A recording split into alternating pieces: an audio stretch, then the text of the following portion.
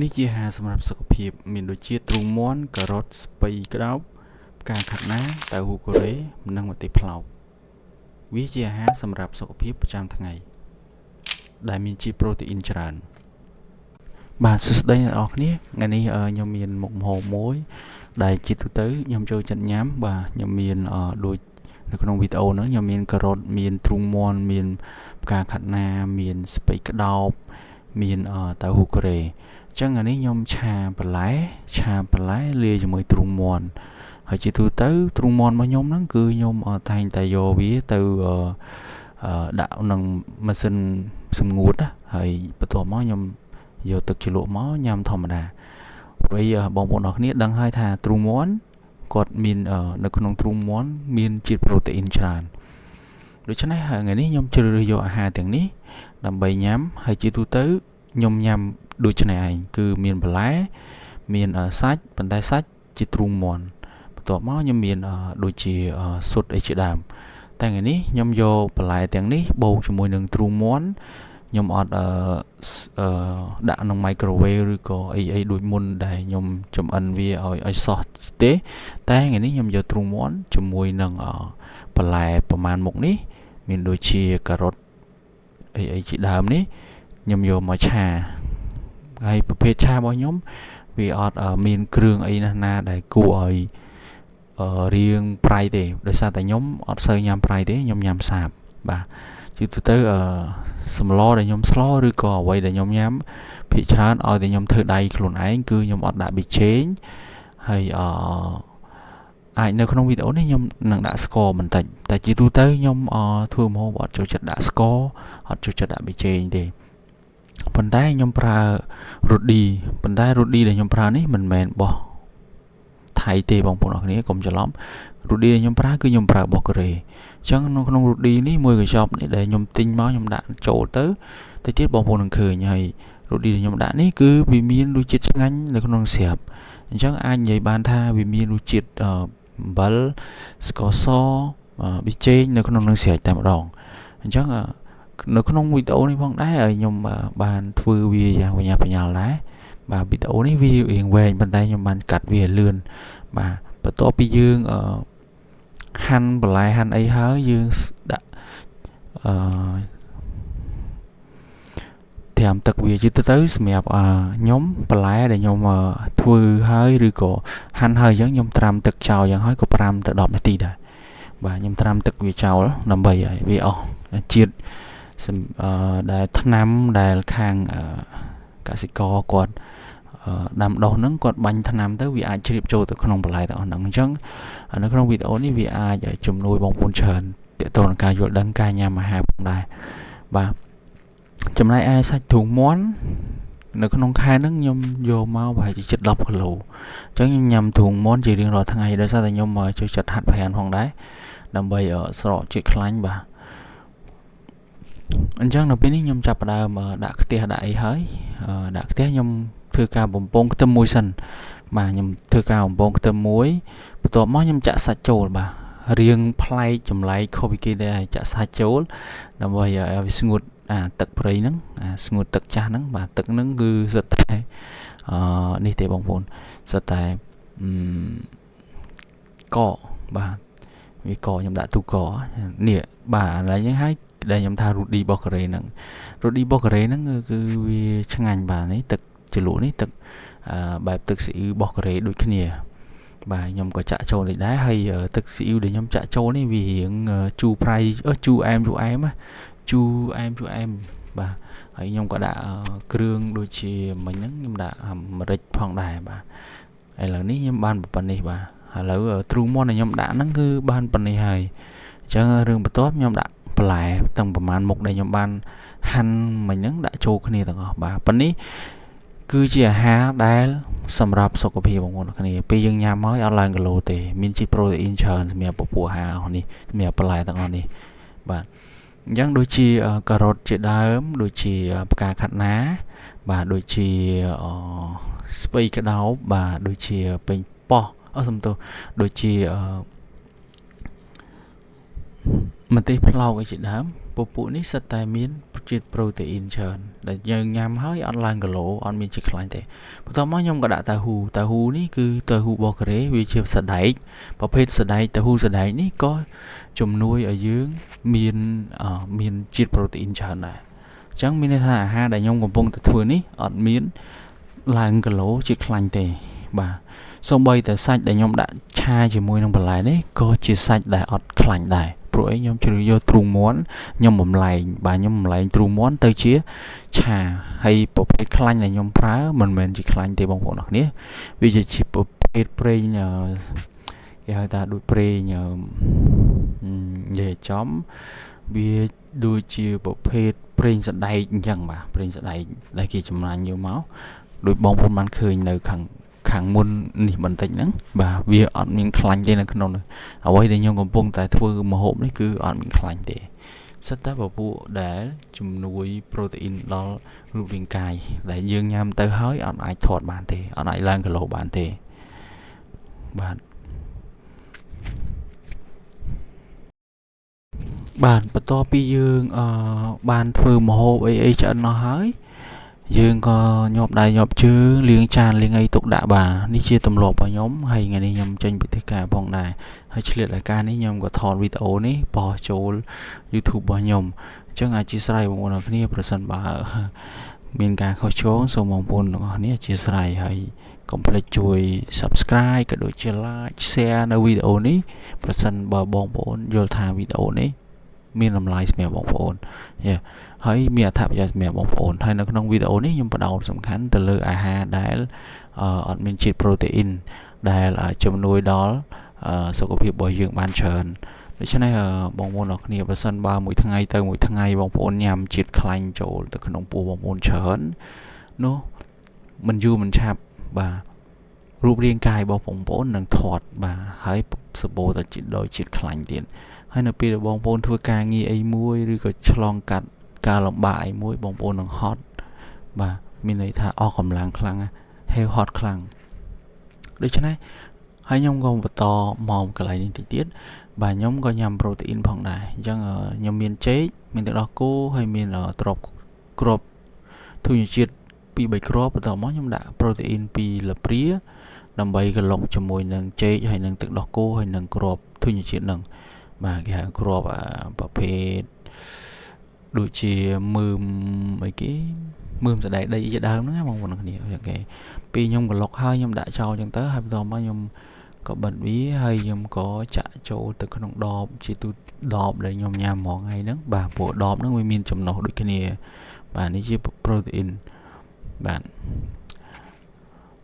អូខេនេះជាអាហារដែលខ្ញុំញ៉ាំប្រចាំថ្ងៃ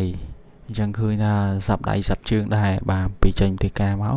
យើងធ្វើម្ហូបញ៉ាំខ្លួនឯងល្អជាងញ៉ាំម្ហូបនៅខាងក្រៅ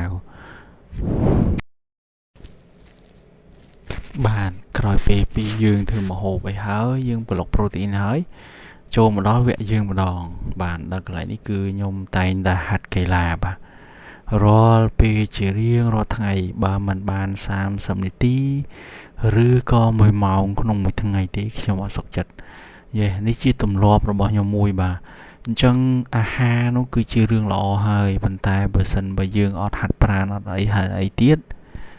ក៏សាច់ដុំយើងឬក៏ការគិតរបស់យើងឬក៏កម្លាំងរបស់យើងឬក៏រូបរាងកាយរបស់យើងក៏អត់រឹងមាំដែរ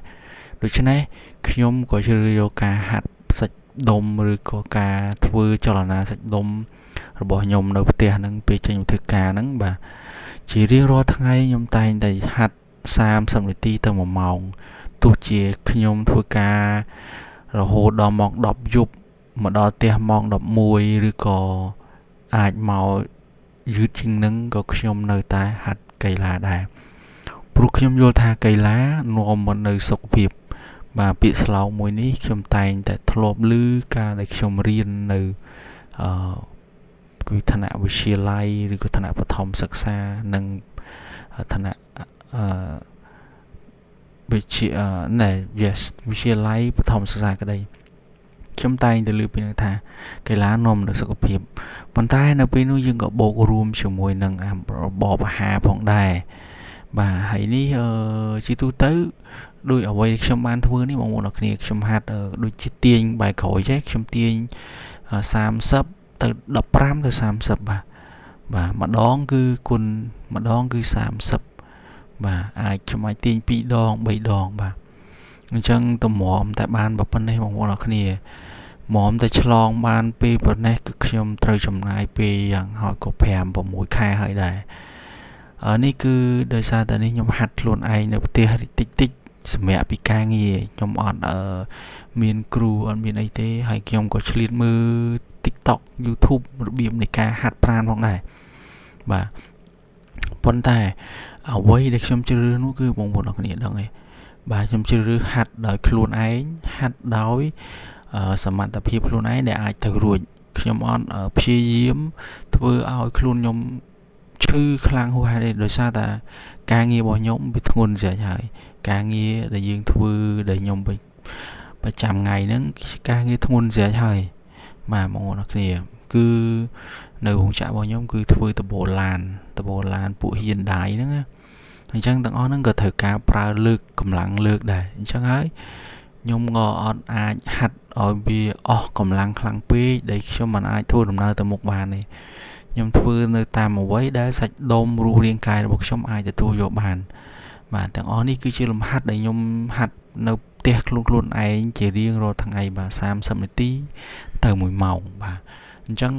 ក្នុងមួយលំហាត់ដែលខ្ញុំអាចធ្វើបានគឺ15ទៅ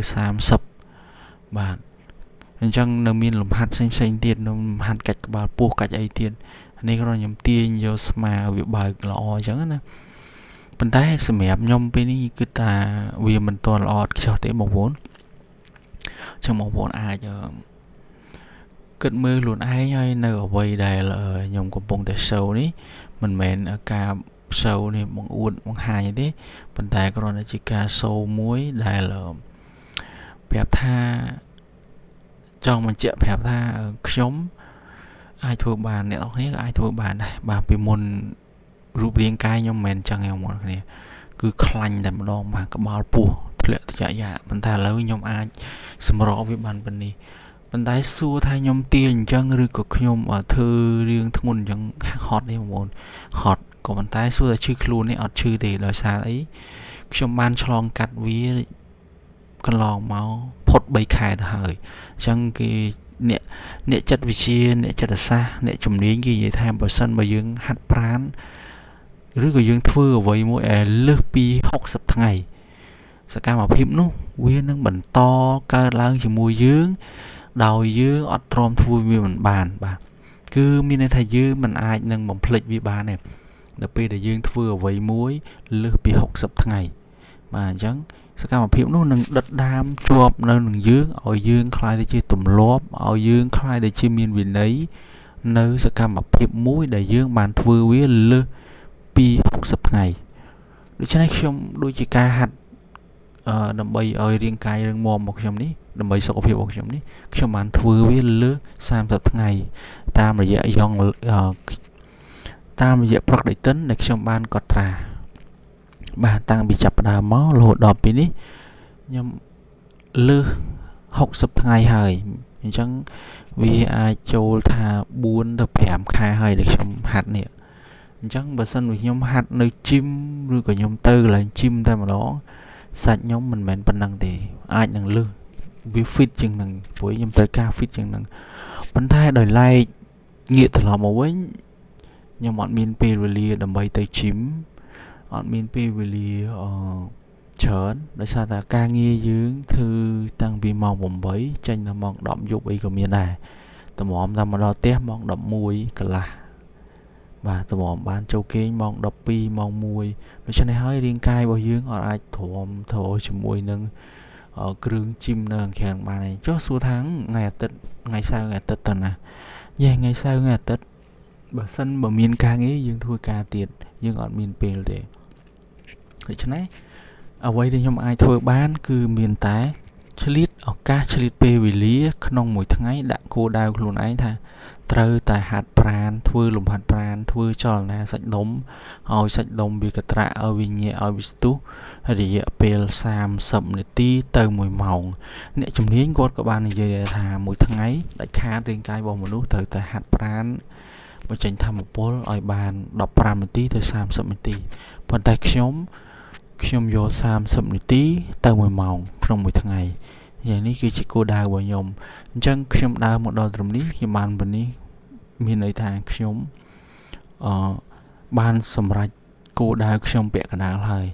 វាអត់ទាន់បាន fit ល្អទេប៉ុន្តែខ្ញុំបានមកដល់ត្រឹមនេះគិតថាវាជាចំណុចមួយដែលខ្ញុំអាចចាប់ផ្ដើមធ្វើពីណាពីណីមកដល់ពេលនេះធ្វើបានហើយអញ្ចឹងខ្ញុំនឹងបន្តវាជារៀងរហូតខ្ញុំនឹងបន្តទម្លាប់មួយនេះជារៀងរហូតបាទព្រោះអីគោលដៅរបស់ខ្ញុំគឺនៅវែងឆ្ងាយខ្ញុំដាក់គោលដៅថាដើម្បីមានសុខភាពល្អទី1បាទទី2គឺត្រូវរកលុយឲ្យបានច្រើនបាទទី3គឺត្រូវតែមានផ្នត់គំនិតវិជ្ជមានទី4គឺត្រូវរាប់អាននិងខ្សែគប់មនុស្សដែលគិតវិជ្ជមានហើយទី5គឺផ្ដោតទៅលើអ្វីដែលយើងចង់បានអត់ផ្ដោតលើអ្វីដែលយើងមិនចង់បានទេបាទដូចមកក្បាច់នេះគឺក្បាច់ Calisthenics ក្បាច់ Calisthenics នេះពេលយើងហាត់ទៅដើម្បីស្មាដៃយើងរឹងមាំដើម្បីឲ្យយើងអាចលើកជើងឡើងលើបានប៉ុន្តែឥឡូវខ្ញុំធ្វើអត់ទាន់បានទេបងប្អូន Calisthenics នេះពេលដែលខ្ញុំហាត់សាច់ដុំចេះហើយខ្ញុំមើលគេលើកឡើងលើបានហើយសាច់គេមិនដល់ខ្ញុំផងតែគេអាចលើកបានលើកជើងឡើងលើបានដែលខ្ញុំមិនទាន់អាចលើកបានទេព្រោះអីវាជាការចាប់ផ្ដើមយើងត្រូវប្រឹងប្រែងបន្តទៀតអញ្ចឹងខ្ញុំកំពុងតែរៀនបែបហ្នឹងដើម្បីហាត់ Calisthenics ហ្នឹងហើយខ្ញុំជឿជាក់ថាមិនយូរមិនឆាប់ខ្ញុំនឹងអាចធ្វើវាបានដោយគ្រាន់តែត្រៀមដៃចុះក្រោមហើយខ្ញុំអាចលើកជើងឡើងទៅលើបានដូចអ្វីដែលខ្ញុំបានរំពឹងទុកនេះគឺជាវីដេអូមួយមានន័យថាពេលនេះគឺហត់ខ្លាំងមែនទែនជាវីដេអូមួយមានទាំងម្ហូបអាហារសុខភាពហើយនឹងបាទវិធីហាត់ប្រាណងាយៗនៅផ្ទះដើម្បីសុខភាពបាទខ្ញុំធ្វើលំហាត់ប្រាណបែបនេះវាធ្វើឲ្យសាច់ដុំរបស់ខ្ញុំមានលក្ខណៈងាយស្រួលអត់លំបាកពេកអត់ហត់ពេកអត់ធ្ងន់ពេកប៉ុន្តែវា easy សម្រាប់អ្នកនៅផ្ទះអត់មានពេលវេលាច្រើនការងារច្រើនរវល់ច្រើនអញ្ចឹងប៉ុណ្នេះក៏ចេញញើសបែកញើសហើយធ្វើឲ្យសាច់យើងឡើងផងដែរបាទអរគុណសម្រាប់ការទស្សនាវីដេអូទាំងអស់គ្នាបងប្អូនហើយវីដេអូនេះសង្ឃឹមថាបងប្អូនពេញចិត្តក៏ដូចជា like និង share comment នៅក្នុងវីដេអូនេះផងដែរអរគុណជួបគ្នានៅវីដេអូក្រោយបងប្អូនខ្ញុំនឹងធ្វើវីដេអូដូចជាហាត់ប្រាណបាទដើរកម្សាន្តឬក៏ធ្វើអាហារដែលវាជា lifestyle របស់ខ្ញុំផងដែរអរគុណជួបគ្នានៅវីដេអូក្រោយ Thank you see you next video